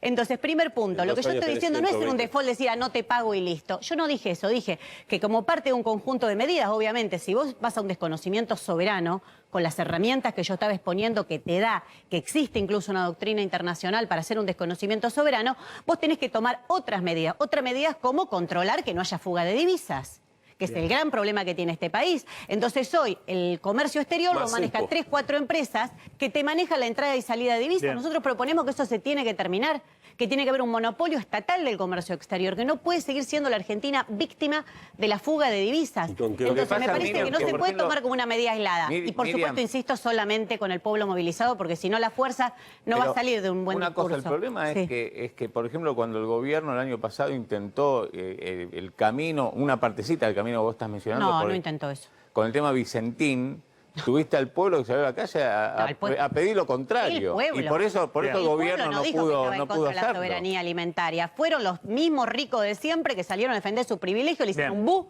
a Alberto Fernández y retrocedió. Y mi opinión es que le recontratomaron el tiempo. Que es un gobierno que demostró que es débil con los poderosos, por eso cada medida que intenta tomar, desde el control de precios de las carnes hasta cualquiera otra, lo ven que si lo corren un poquito el gobierno va a retroceder. Y es lo que viene pasando. Ahora, insisto, díganme los que dicen que hay que hacer un acuerdo rápido con el fondo, que creo que es una postura que parte porque hay un enorme lobby de las grandes empresas que están recontraendeudadas en el exterior en 80.000 millones, que necesitan llegar a un acuerdo rápido para arreglar sus propias ganancias. Pero eso no es lo que le interesa al pueblo trabajador, que va a un nuevo infierno del Fondo Monetario. Muchísimas gracias, por favor, Miriam. gracias Ahí estaba el debate encendido, cada uno con su idea, escuchándose, lo cual hace mucho más interesante el programa, al menos para mí. Muchísimas gracias por la visita, muchísimas gracias Carlos Fara, perdonen lo escueto del tiempo, por favor. Gabriel Rubinstein, bueno, Claudito, nos quedamos porque seguimos con muchísima más información. En un ratito, debate polémico, probablemente también esté llegando nuestra ex compañera, ahora senadora Carolina Lozada, que está también ahí en el ojo de la tormenta con todas las peleas que hay en el Senado por los lugares, los espacios dentro de Juntos por el Cambio, pero ahora hacemos un paréntesis en la información económica y política y nos vamos a la rural. Allí está Carlos Estrioni con información respecto a las medidas de cuidado, porque no nos olvidemos que estemos en una pandemia, que vienen sumándose día a día más casos de COVID y lo que queremos saber en el lugar de los hechos, Carlos, es cómo están los centros de testeo hoy. ¿Qué tal, chicos? Muy buen mediodía para todos. Estamos trabajando aquí en la rural, donde está el centro de testeo, en este caso el vehicular. El ingreso a pie se hace por la avenida Santa Fe. Aquí lo que estamos viendo es el ingreso de Sarmiento y les digo que lo que estamos viendo ahora es un descanso, vamos a decir, porque constantemente están llegando vehículos a testearse. Tiene que ver un poquito con que pueden comenzar las vacaciones, que los chicos ya algunos no van a la escuela y algunos se pueden tomar algunos días, pero lo cierto es que la variante Omicron ha hecho que la gente vuelva y en número considerable a los centros de testeo. Aquí, como les decía, hasta hace un ratito había un poquito más de 150 metros de fila, pero ahora al mediodía se ve que merma por una cuestión obviamente horaria, pero fíjense ustedes, estamos hablando de hacia adentro de la rural, una fila de no menos de 200 metros, 200 metros de fila de vehículos esperando para testearse en el día de hoy aquí en la rural. Bien, impecable, Carlos. Muchísimas gracias. Seguimos en contacto. ¿Cómo no? Hasta luego. Ahí está Carlos Estrioni desde la rural de Palermo, aquí cerquita, nada más en un día de verano. Ya no llegamos al verano, pero estamos ahí en las puertas del verano. Bueno, seguimos con cuestiones políticas. Le damos la bienvenida ahora a Gustavo López, diputado del Frente de Todos, vicepresidente de ENACOM, hombre de origen radical. Corregime, Gustavo. Es así. Y a Walter Lanaro, que es senador provincial de Juntos por el Cambio. No sé si de origen radical o amarillo. No, amarillo. Amarillo. Así que ahí no coinciden. Nací, mirá vos. En Recrear nací, con López Murphy. Un poquito más de centro. Liberal. Liberal. Bueno, ahí está. Autopresentado. Y por supuesto, Claudio Slotny, que siempre está con toda la información económica directo desde la fuente, no informándonos, leyendo los diarios, sino hablando con los protagonistas. Bueno, arranco por vos, Gustavo. Sí. El representante del oficialismo. Después de la elección, a ver, una PASO donde parecía que se venía el mundo abajo, corregime, un resultado que en principio el gobierno no esperaba, lo han hecho explícito desde el propio gobierno, y después una PASO que trataron de vender desde el propio gobierno como casi un triunfo, de un empate técnico, hablaba la vocera del presidente Alberto Fernández. ¿Cuál es la situación hoy política del Frente de Todos de cara al resultado tanto de las PASO de agosto como de la elección definitiva de noviembre? A ver, efectivamente hubo una mejora, y sobre todo el eje puesto en la provincia de Buenos Aires, donde permitió empatar diputados. Perdimos la elección por 100.000 votos en la provincia y la perdimos por un margen importante a nivel nacional. Pero me parece que el cimbronazo de septiembre sirvió para poner negro sobre blanco algunas prioridades. Evidentemente, las consecuencias de la pandemia nos hicieron perder la elección. Y cuando hablo de las consecuencias de la pandemia la pandemia impidió llevar adelante una situación política, económica y social de normalidad. Digo, cuando vos, por cuestiones sanitarias, y además sin saber qué era lo que iba a pasar, cuánto iba a durar y qué era lo que había que hacer exactamente para resolver la situación central, que era lo sanitario. Bueno, la afectación económica tuvo su repercusión inmediata en la elección. Y lo sanitario, que uno ve el nivel de vacunación que tiene la Argentina, que es realmente bueno comparado con el resto del mundo, digo, tenemos un buen nivel de vacunación, la sociedad lo vivió como una obligación. No, yo no te voy a votar porque me vacunaste. Vacunarme era tu obligación. Yo te voy a votar por cómo me fue en otras cosas. Me parece que nosotros tenemos 2 años de gobierno por delante. En estos 2 años de gobierno por delante, creo que lo que tenemos que hacer es lo que dijimos que íbamos a hacer en el 2019, y si no lo hacemos, no nos irá bien en la elección, y si lo hacemos, nos puede ir bien en la elección. Me parece que nosotros dijimos que íbamos a transformar a la Argentina, ponerla de pie respecto a la situación económica que estábamos en el 2019. Bueno, creo que estamos encaminados en lo macro, ahora tiene que derramar en la gente de todos los días. ¿Vos estás de acuerdo, Walter, con ese análisis, ¿no? Que la elección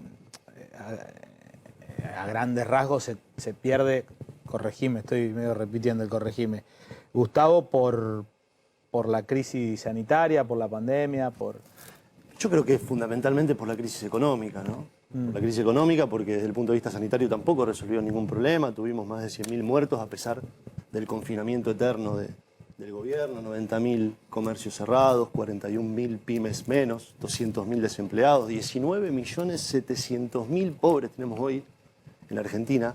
Los números de la economía de este gobierno son, para mí, catastróficos. Está claro que la pandemia incidió, como incidió en todo el mundo, pero nosotros creemos que las medidas que se fueron tomando para resolverlo, no solo no lo resolvieron, sino que lo empeoraron. Y el mensaje que le dio la sociedad, primero en las PASO y después en octubre, tampoco sentimos que le haya dado o que haya recibido el mensaje el gobierno, porque si el cambio que vos proponés es sacarlo a Cafiero para poner a Aníbal Fernández, o sacarla a Frederick para ponerlo al revés, sacarlo a Cafiero para poner a Mansur y sacarla a Frederick para poner a Aníbal Fernández, creo que está demostrando que el mensaje no le llegó definitivamente. No, yo, a ver, tengo una opinión absolutamente contraria. Hay un primer mensaje en el 2019. Sí. Cuando nosotros ganamos las PASO en el 2019 por 14 puntos y después la elección nacional en primera vuelta, es porque la gente quería un cambio de rumbo económico y social. Digo, la situación en la que quedó la Argentina después del gobierno de Macri fue una situación límite, con un nivel de hambruna, un nivel de pobreza, un nivel de desocupación y un nivel de endeudamiento imposible de llevar adelante. Nosotros, yo lo dije varias veces en este programa, teníamos 3 cosas que hacer de manera inmediata. Resolver el tema del hambre con la tarjeta alimentar, renegociar la deuda y poner en marcha un nuevo modelo económico. Bueno, la deuda se resolvió a medias porque todavía queda lo del Fondo Monetario Internacional, atendimos la urgencia del hambre y a los 99 días estalló la pandemia, es decir, las cuestiones económicas quedaron pendientes. Cuando digo que con la pandemia perdimos la elección, es por el efecto económico de la pandemia, digo, básicamente. Ahora, nosotros agarramos un país al borde del colapso. Hoy los números macro de recuperación de la actividad económica están dando mejor que en el 2019, pero no hay derrame todavía de esos números macro en el bolsillo de la gente. Bueno, el esfuerzo que nosotros vamos a hacer tiene que ver con la redistribución del ingreso, tiene que ver con la recuperación económica y con la redistribución del ingreso. Bueno, nos eligieron para gobernar. No es que, digamos, la gente había decidido la continuidad de Cambiemos, había decidido el fin del gobierno de Macri y nos dio una oportunidad. Por eso digo, tenemos que gobernar de acuerdo al programa que la gente nos pidió en el 2019. Bien. Porque votó eso. Ahí para los dos, muy cortito, y ya vamos a andar preparando, Claudio, esta interna entre, más que interna, dardos cruzados, ¿no? Entre Larroque y Culfas, que de alguna manera también desnuda distintas posiciones en todo el gobierno, porque no es un hecho aislado esto de Larroque y Culfas que ahora nos va a contar Claudio, sino que en distintas áreas vos tenés a el Ministerio de Agroindustria con Feletti, que no se ponen de acuerdo si retenciones sí, retenciones no a la carne, y así en muchos estamentos del gobierno. Pero antes de pasar a eso, ¿ustedes creen que el gobierno perdió la elección o la ganó Juntos por el Cambio? ¿Cuál es la lectura si tuviesen que titular por uno u otro título, valga la redundancia? Yo creo que pasaron las dos cosas, ¿no? Sí. Pero eso no nos da a nosotros un cheque en blanco, ni tampoco tenemos que creer que la gente está enamorada de nosotros. Tenemos que revalidar eso todos los días. Hoy tenemos 116 diputados, un bloque muy fuerte en el Congreso de la Nación.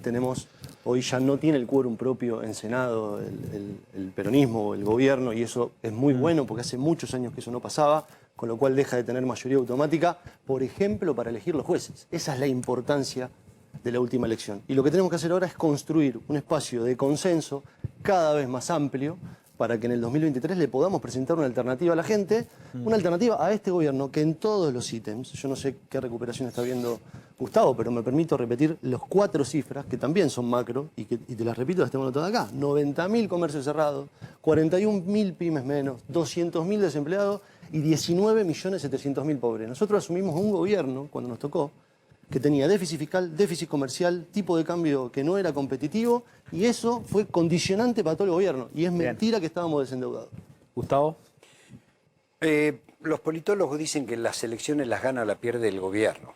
Digo, esto no le resta mérito a la oposición. Yo creo que la oposición viene con un programa legislativo y que aplicó un programa de gobierno ya fracasado muchas veces antes. Una cosa es el liberalismo político, otra cosa es el modelo neoliberal que ha dejado excluido a los argentinos, a millones y a millones de argentinos. Digo, cuando nosotros agarramos en el 2019, lo que tenemos es un país con casi 40% de pobreza. Entonces, esa era la realidad de la Argentina. La intención nuestra era aplicar políticas económicas que revirtieran esto.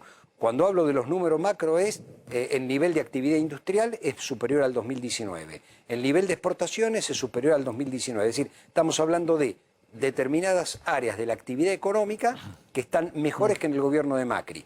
Ahora, no repercutió todavía en la gente. Entonces, vuelvo a repetir, yo creo que nosotros tenemos que llevar adelante como gobierno un plan económico que llegue a todo el mundo. Y en el 2023 la gente podrá decidir si quiere una continuidad del Frente de Todos, si quiere un cambio con otras opciones de gobierno, si aparecen terceras alternativas, pero y ojalá que podamos encontrar, yo a veces lo dudo en algunos temas, pero ojalá que podamos encontrar media docena de temas donde nos podamos poner de acuerdo legislativamente, porque nosotros no podemos tener un país que produce alimentos para 400 millones de personas y que tengamos 40% de pobreza. Bien, gracias Gustavo, gracias Walter. Quédense un ratito, pero ahora lo escuchamos a Claudio con este tema de los cruces entre Larroque y Culfas. ¿Qué pasó? Claro, y lo que pasa es que lo que este cruce desnuda es que el tema de la inflación hoy es central justamente en la agenda del gobierno y en la agenda de la economía, de la política económica, porque evidentemente el gobierno no le encuentra la vuelta esto a la inflación, a los precios,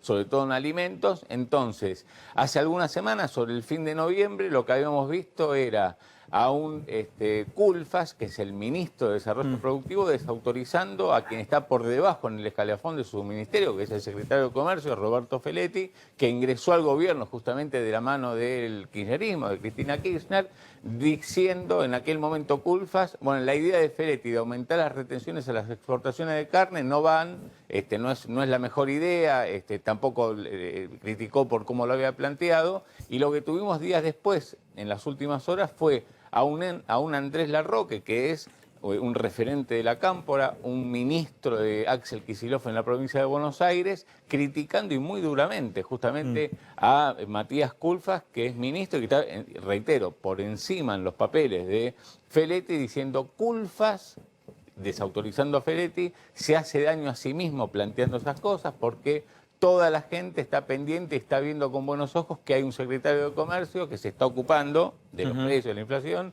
y el ministro se termina pegando un tiro en los pies. O sea, figurativamente, digamos, dejó sentada su posición y fue muy duro. Fíjate cómo siguió la cosa. Dijo, si Roberto Feletti fue ahí para tomar el toro por las astas de la inflación, los precios, me parece que tiene que haber un acompañamiento conjunto de todo el gobierno y ahí no se puede titubear. Le está diciendo a Culfas no solamente que está titubeando, sino que el ministro tiene que apoyar a su segundo, a pesar de que no esté de acuerdo con él. Y por último, dice Larroque, no creo que sea una buena señal que el ministro contradiga al responsable del área, que es el secretario de Comercio, el tema precios, como si Culfas no tuviera que ver justamente con el tema de los precios y el tema de la inflación. Pero evidentemente hay nervios y esta polémica significa que el gobierno justamente no le encuentra solución a cómo encarrilar el tema de la inflación, puntualmente en el tema alimentos. Sí, y desnuda también una interna, y más que una interna te diría yo, una falta de visión común entre distintos estamentos del gobierno, porque no nos olvidemos que esto es un frente de todos, que incluye en principio tres sentados en la mesa: Cristina, Alberto y Sergio Massa, y después todas las ramificaciones. Pero no pareciera haber tampoco un criterio común dentro del gobierno. Cuando uno escucha al ministro de Agricultura, Julián Domínguez, al ministro de Economía, Martín Guzmán, o al propio Culfas hablar de cómo manejar la situación con las exportaciones de carne, y están a kilómetros de lo que expresa Feletti, que quiere enseguida poner retenciones. Estamos en línea. Cupo también. Sí. Carnes y así traspolable al resto de la industria, ¿no? No tienen una visión común. De hecho, Feletti anunció que iban a poner retenciones a la carne y hubo un scrum ahí, por la lectura que uno hace del Ministerio de Agricultura, Economía y Culfas, donde terminaron no tomando la decisión de Feletti. Pero estamos en línea con Nicolás Pino, que es flamante. ¿Cómo estás, Nicolás?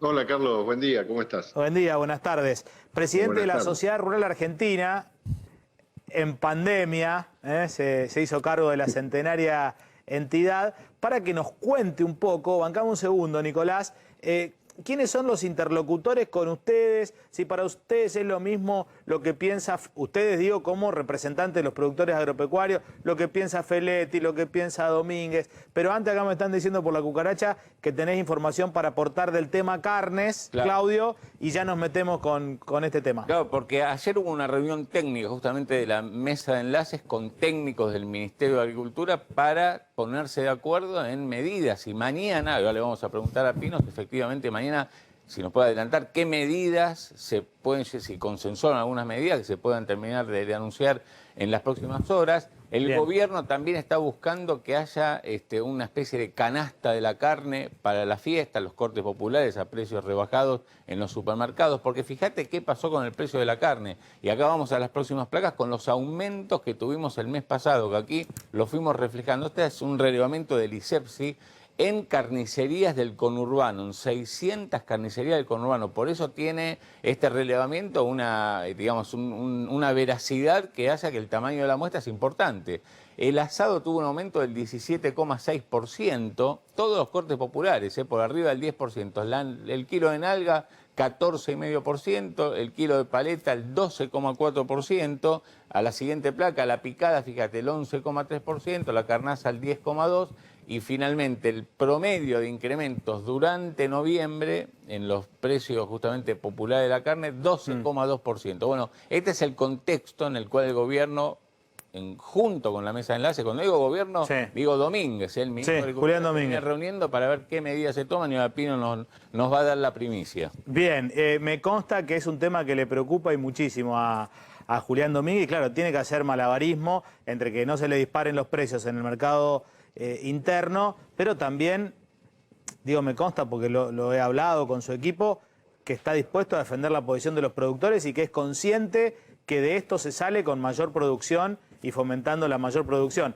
Pero bueno, decinos vos, te tuteo porque es un amigo, Nicolás, del otro lado, ¿cómo es la interrelación con el ministerio? ¿Qué pasó en la reunión de ayer? ¿Qué tienen para decir desde el campo? A ver, lo primero, Carlos, que tenemos para decir, y buenas tardes a todos tus compañeros ahí en el canal, es que, bueno, realmente con el ministro Domínguez es donde volvimos a tener el diálogo con quien lo teníamos que tener, que es el ministro de Agricultura, ¿no? ¿Eso no pasó con Basterra? No pasó con Basterra, no hemos tenido poco diálogo con Basterra, pero todo este tema, este embrollo de las exportaciones, lo hablábamos y mucho con Matías Culfas, tratando de encontrar un camino conductor para que todos estemos mejor. Bueno, trabajamos mucho y con buena voluntad, pero no se llegó a solucionar el tema, y una vez asumido Domínguez, el ministro Domínguez tomó las riendas del tema y con él es con el que hablamos.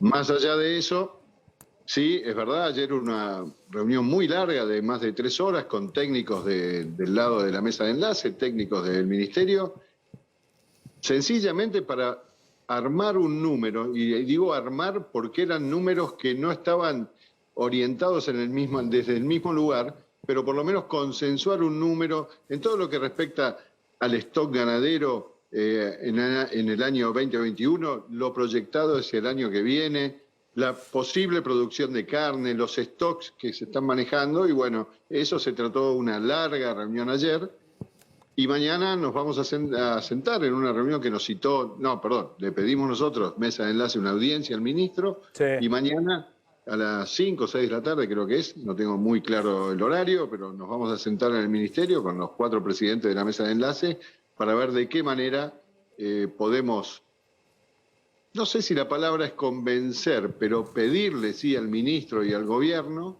que tengan un voto de confianza en el sector agropecuario, en el sector productivo, porque realmente todos los números, ya sea de stocks, de producción de carne y de convivir lo que es la exportación con el consumo interno, están dados para que tengamos realmente una exportación totalmente liberada. Bien, y hay expectativa respecto a que de esa reunión que van a mantener mañana con el Ministerio de Agricultura, las 4 entidades del campo, no sé si estarán los frigoríficos también o solamente la producción, pueda llegar a haber algún anuncio, no sé si mismo mañana, pero en algún momento por parte del gobierno. ¿Se está trabajando en medidas concretas o por ahora están haciendo un diagnóstico conjunto, Nicolás? Yo no sé, Carlos, si mañana vas a tener una medida concreta, pero ahora estoy viendo acá en la tele que tenés la placa de los aumentos que el señor comentaba, ¿no? Los aumentos del precio de la carne. Y a ver, esto, vamos a poner un ejemplo. Vos ponés una olla llena de agua a calentar y esa olla va tomando presión, ¿no? Va juntando vapor, y si vos no sacás la tapa, llega un momento que la tapa salta. Eso es lo que ha pasado en el mes de noviembre con el ganado en pie y con la carne. Claro. No es tanto lo que subió la carne, sí, por supuesto, al bolsillo. Desde ya nosotros vivimos en la Argentina, no vivimos en un raviol ahí rodeados de nada. Vivimos en la Argentina y todo nos pega en el bolsillo porque, a ver, tenemos que saber que el principal problema argentino es el 52% de inflación. Y eso nos pega a todos, Carlos, a vos, a mí, a todos los que estamos viendo esto. Entonces, olla a presión, mes de abril, mayo, empiezan los cierres totales o parciales de exportación, los precios se mantienen en un nivel y el productor vendía el novillo a fines de octubre, primeros días de noviembre, al mismo valor que allá por el mes de abril. Y si en ese interín vos le cargás el 3,5% de inflación, bueno, hay que agarrar un papel y un lápiz y es fácil. Vos vas a ver, Carlos, que no es que subió el precio, sino que en el bolsillo subió, pero lo que hizo el ganado en pie y la carne es recuperar precio contra una inflación que fue del más del 25%. Entonces vemos, usado 17%, los otros cortes, el 14, el 15, bueno, todo se fue reacomodando, pero lo que pasa es que es muy difícil tomar medidas en un país con estos niveles de inflación que son realmente angustiantes para trabajar, ¿no? Claro, no para los productores, para todos, Carlos, para todos. Sobre todo en una industria que vos, el novillo que le contamos a la gente en la casa, que el bifecito que te vas a comer esta noche, tuvo que ver con la decisión de un productor hace 3 años de empezar a crear un ovillo. Imagínate que en un contexto de la Argentina en la que vivimos es casi la eternidad en términos de largo plazo. Claudio, tenías una pregunta. Pin, Sí, usted perdón. recién hablaba de la posibilidad de tener exportaciones liberadas justamente de carne. No me queda claro si ese es el deseo de ustedes, lo que le plantearon ahí a Domínguez, o si el ministro le dio algún guiño de que justamente vamos hacia ese escenario. ¿Cómo estás? Buenas tardes. A ver, nosotros conversaciones nos hemos encontrado en algún lugar informalmente, digo, en reuniones de fin de año de diferentes sectores y eso con el ministro, hemos charlado muy por arriba, pero recién ayer pudimos tener una reunión para consensuar números. Y mañana la mesa de enlace, en base a esos números que fueron consensuados con el ministerio, le va a poder mostrar al ministro y a su gente que es posible convivir exportación con consumo interno. Bien. Y no hay problema de disparar el precio por esa convivencia. Después, bueno, tenemos ese problema que es la inflación, que nosotros no lo podemos manejar. A ver, nosotros tenemos que hacer lo que tenemos que hacer. Vos, productor, ¿qué hacés? Tenés que producir cada vez mejor y más. Esa es tu obligación.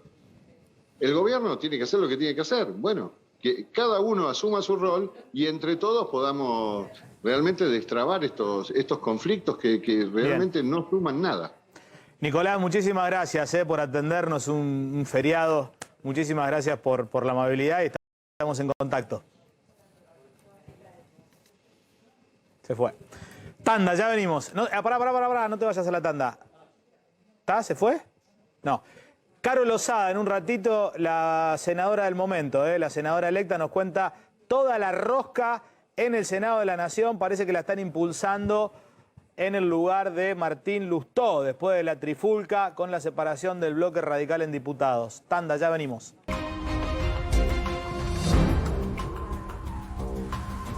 Seguimos en Maxi Mediodía, el programa de Maxi Montenegro, que ya se reincorpora mañana. Está en nuestros estudios la flamante senadora electa Carolina Lozada. ¿Cómo estás, Caro? Hola, Charlie, ¿cómo estás? ¿Te imaginabas hace 3, 4 meses que trabajabas aquí en esta casa venir de visita como senadora electa de la Nación?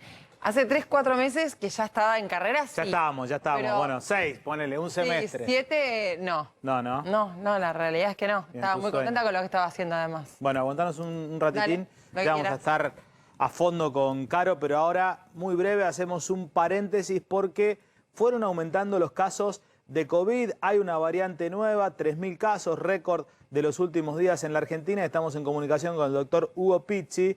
Hugo, muchas gracias por atendernos. Y la primera pregunta, ¿no?, que va de cajón, ¿es para preocuparse? ¿No es para preocuparse? ¿Cuán preparados estamos? ¿Cuál es su visión, doctor? ¿Qué tal, Carlos? Buenas tardes. Bueno, en primer lugar debo decirte que están subiendo los casos de Delta en Argentina, que es la de la India, ¿no? Sí. Y son 3.089, casi 3.100 ayer, pero también están ocupándose algunas camas.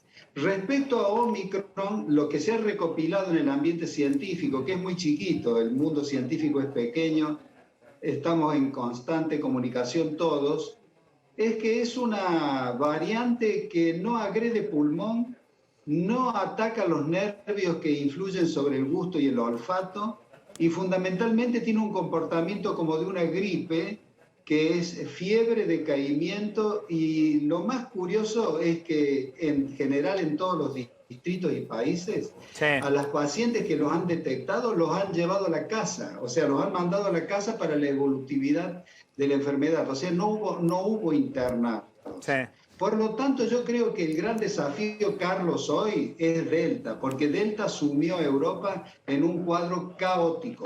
Inclusive el presidente de la Organización Mundial de la Salud con sede en Ginebra acaba de decir que hay riesgo de 700.000 muertes. Y acordate que son países con una infraestructura sanitaria más sólida y con una educación cívica más sólida que la nuestra.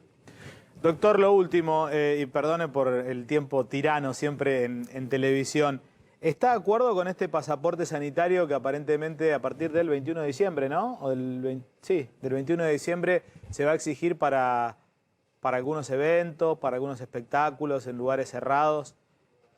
al menos en la provincia de Buenos Aires? Absolutamente. Absolutamente, hay que ser rígidos en algunas cosas, porque inclusive hay un detalle. Tucumán fue el primero que lo puso y Tucumán nunca vacunó tanto como de que está eso puesto. Y inclusive en París, cuando iba a jugar Messi el primer día, los mismos que cortaban calle y quemaban gomas, resulta ser que ese mismo día de que había que tenerlo para ir a la cancha, al Palacio de los Príncipes, 100.000 personas se vacunaron en París. Entonces es muy dual la actitud de la gente. Yo creo que debemos lograr una buena inmunización porque es lo único que nos va a salvar. Muchísimas gracias, doctor. Estamos en contacto. Hasta pronto, Carlos. Adiós. Hasta luego. Bien, volvemos con la flamante senadora electa, con Carolina Lozada, ex colega, ex integrante de esta casa, de A24, de América.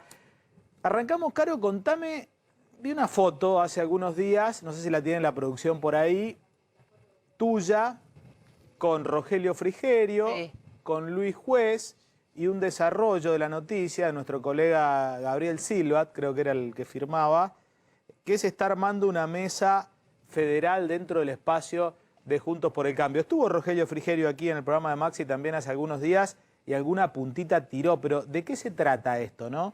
Juntarse dirigentes del interior de la Argentina, ¿qué están buscando? ¿Qué quieren? ¿A dónde van?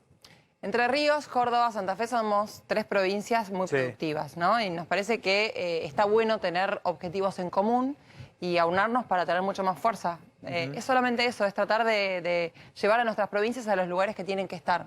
Pero la fuerza implica pedir un poco más de participación dentro de la mesa chica de Juntos por el Cambio. ¿Por dónde va la cuestión? La fuerza implica todo aquello que sea necesario para lograr que nuestras provincias estén en los lugares que tienen que estar. Claro. Incluso en desarrollos comunes para las provincias, ¿no? Creemos que es muy importante para las 3 provincias. En el caso de la provincia de Santa Fe es una provincia que ha sido relegada siempre. Y creemos que tiene que ser, nosotros en nuestro caso, muy diferente la situación, ¿no? Que es una provincia no solamente muy productiva, sino en todos los aspectos, demográfico, productivo, todos los aspectos en los que puedas analizar, es una provincia que merece mucho más y que ha sido muy mal representada hasta el momento. Queremos dar un paso adelante, ¿no? Y creo que esto que vos estás viendo en esta foto es dar un paso adelante, porque creo que con Luis y con Rogelio podemos trabajar para eso, ¿no? Cada uno por su provincia, pero aunando objetivos. Hubo ciertas tensiones esta semana en Juntos por el Cambio. Bueno, vos estás en el Senado, pero en diputados, a tal punto que se partió el bloque de la Unión Cívica Radical. Recordemos Mario Negri por un lado, por otro lado algunos diputados emergentes que suman 12, un poco impulsados por Martín Lustó, que sí está en el Senado. Creo que son 10 ahora, pero ¿son 10? Creo que son 10 ahora. ¿Qué visión tenés respecto a esta ruptura dentro del radicalismo y este desconocimiento de la autoridad de Mario Negri como único presidente del radicalismo? ¿Dónde estás parada vos? Yo creo que tenemos que estar todos juntos y que no importa nada más. Y creo que nadie de nosotros va a ser funcional al kirchnerismo. Nadie de Juntos por el Cambio puede permitirse ser funcional al kirchnerismo. Así que no va a haber ninguna ruptura. Creo que esto es cierta espuma. Cuando baje la espuma vamos a estar todos juntos y vamos a votar todos juntos. Claro, de hecho están dentro del paraguas de Juntos por el Cambio, pero con un bloque distinto. Sí, pero digo, el radicalismo tampoco va a ser... Digo, todos somos Juntos por el Cambio, ¿no? Pero el radicalismo, si te querés concentrar solamente en el radicalismo, tampoco va a ser funcional al kirchnerismo. Y me parece que quebrarnos, rompernos, hacer bloques aparte sería debilitarnos. Y me parece que eso no nos conviene a ninguno. Sin embargo, vos ahí en el Senado vas a reemplazar a Lustó en la vicepresidencia segunda, entiendo, ¿no? De la Cámara. Sí. Ahí hubo justamente producto de estas tensiones, este cambio. Sí, pero no hay ningún quiebre. O sea, no hay... es más, me están llamando. No hay ningún tipo de tensión en este momento en nosotros. O sea, eso se va a decidir, se va a definir mañana a la mañana. O sea, mañana nosotros juramos. Nosotros mañana juramos. Bueno, es que mañana a la mañana, antes de la jura, alrededor de las 9:30 de la mañana, tenemos una reunión de bloque en donde se van a definir las autoridades. Pero es que ahí te digo, por ahí, o sea, por prolija no lo puedo decir, no tiene los votos Martín Lustó porque los senadores de Valdés, de Corrientes, de Gerardo Morales, que está enojadísimo con Martín Lustó, por hablar en términos prolijos, la mayoría de los senadores radicales no van a acompañar a Martín Lustó en la vicepresidencia en el Senado y todo parecería indicar que estaría yendo vos. ¿Eso te lo proponen? ¿Cómo se arma esa rosca para que termine siendo la que mayor lugar va a tener dentro de la oposición en la Cámara más importante, que es la de senadores, Caro? Mira, la propuesta parte de nosotros, de nuestra provincia. Nosotros, como parte en la campaña, lo que decíamos era que realmente... Ahí está Barleta, un poco... Barleta está en la Cámara de Diputados. Sí, no, bueno, en el espacio. Sí, claro. Sí. Mario sí. Pero digo, todos nos apoyamos. La verdad que nuestra lista fue una lista muy unida desde lo personal, desde lo político, en todos los aspectos que se puede ser unida, realmente. Por eso te digo, Mario sí, por supuesto, está absolutamente de acuerdo. Pero para que me fui de la... No, te preguntaba cómo había llegado, si bien vos por ahí no lo podés decir por cautela y está muy bien. No tengo ningún problema. Pero probablemente seas la vicepresidenta de la Cámara de Senadores, en representación de la oposición. ¿Cómo llegás ahí, habiendo entrado hace tan poquito a la política, no? Fue una propuesta de la provincia de Santa Fe, una propuesta nuestra. La realidad es que nos parece que una parte de lo que nosotros queríamos es que la provincia tuviera un lugar relevante e importante. Claro. Y eso es un lugar institucional muy importante y por eso lo propusimos. Cuando lo propusimos tuvimos una aceptación casi inmediata, te diría, de parte de la mayoría de los senadores. Claro. Y yo creo que Martín también nos va a terminar acompañando. Estoy convencida de eso. ¿Cuáles son los proyectos en los que, no te digo puntual, tal proyecto, pero a grandes rasgos, grandes títulos, cuáles son los temas de mayor interés donde vos, por tu historia, creés que le podés aportar a la política? ¿Cuáles serían las comisiones, los temas en los que te gustaría estar más involucrada, Caro? Me sonrío cuando me hablas de las comisiones porque yo pedí todas. Yo quiero estar en todos lados. Quiero estar, o sea, la verdad es que yo vengo a trabajar. Los periodistas somos personas que estamos acostumbrados a trabajar y mucho. Y no me quiero quedar tranquila en el Senado de la Nación. Para mí es algo donde yo quiero trabajar mucho. Entonces, me preguntás cuáles voy a tener finalmente. Todavía no lo sé. Todavía no está definido, pero pedí muchas comisiones. No podés hablar con cualquiera de los senadores. Pero pedí todas, de recursos humanos, de relaciones internacionales, no me acuerdo en este momento, pero pedí la de presupuesto, pedimos la de acuerdos, pedí la para la Defensoría de Niñez, Infancia y Adolescencia, pedí, la verdad que creo que pedí como 8 o 10. No sé cuáles van a ser la que finalmente se dé, pero yo quiero estar... ¿Tenés algún proyecto que vos considerás que es clave, digamos, para el inicio de tu... Hay muchos de los que venimos contando nosotros en la campaña que creo que son claves. Hay un tema que para mí es importantísimo, ¿no? Cuando nosotros hablamos de llevar los problemas de la gente al Senado de la Nación o al Congreso, hablamos de no hablar de los temas de la política. Claro. Yo creo que parte de lo que hablábamos de quién ocupa cada rol son los temas de la política. A mí, yo estoy mucho más enfocada en los temas de la gente. Uno de los temas de la gente es el tema de la inseguridad. Entonces, hay un proyecto concreto que tiene que ver con un problema que está viviendo mi provincia, que es la provincia de Santa Fe, pero que en realidad yo creo que esto se replica en todos los lugares en donde haya penetrado el narcotráfico especialmente, que es infancias protegidas, que es justamente cuidar a los chicos de las bandas narcotraficantes. Mira, para que te des una idea, en Rosario, en lo que va del año, o sea, hasta el mes de noviembre, hasta los últimos días de noviembre, 44 chicos habían sido baleados, niños menores de 15 años, ¿no? Baleados. Ni hablar de las tasas de homicidios que tenemos nosotros y que el 64% tiene que ver con narcocriminalidad, ¿no? Pero bueno, Infancias Protegidas trata justamente de tomar a la infancia como un bien jurídico a proteger y que aquellos que transformen a un niño o que corrompan a un niño con fines delictivos, que se aprovechen de esa condición de niño, tengan penas muy graves, como por ejemplo la corrupción de menores con fines sexuales. Ese es uno de los proyectos, ¿no? Pero digo, también creo que la extinción, al narcotráfico hay que atacarlo desde diferentes lugares. La extinción de dominios creo que es importante para desfinanciar el narcotráfico. Ahora estamos trabajando mucho con la justicia, porque creo que una de las patas principales en la lucha en contra del narcotráfico y en contra, en realidad, del crimen en general es el tema de la justicia, ¿no? En Santa Fe necesitamos juzgados federales, fiscales federales, cosa que no se está dando hasta ahora. Hay puestos vacantes y eso no puede ser cuando son tan necesarios. Claro.